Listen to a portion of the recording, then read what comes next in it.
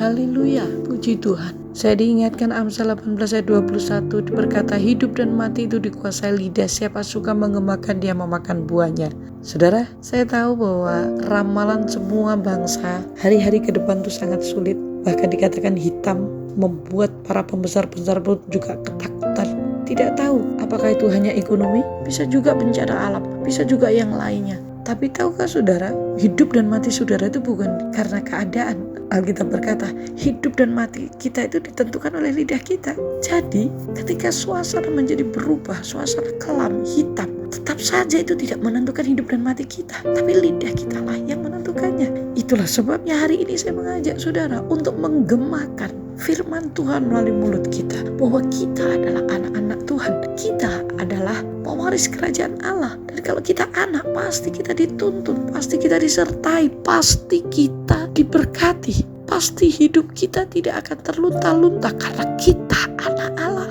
Jadi gemakan firman Tuhan daripada saudara dan saya menggemakan keadaan, karena memang keadaan sudah tidak semakin baik dan itu sudah tertulis dalam Alkitab. Tetapi kita akan tetap hidup ketika saudara dan saya menggemakan, aku lebih daripada pemenang. Justru dalam kegelapan, terang yang ada padaku akan semakin terang. Dan aku percaya aku menjadi berkat, aku menjadi jawaban karena Yesus ada dalam hidupku. Kalau kita seperti itu, saya percaya bahwa itu akan terjadi dalam hidup saudara dan saya.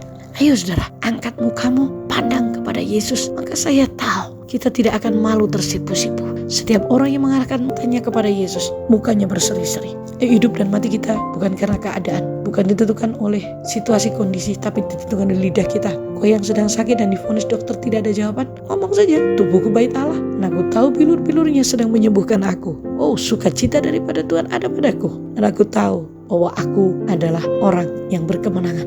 Ketika kita memperkatakan itu, keputusasaan akan menghilang, undur dari hidup saudara. Keraguan akan undur. Karena apa? Mulut kita menggemakan kebenaran, dan kebenaran pasti terjadi. Kebenaran firman Allah tidak bisa digoyahkan dengan keadaan.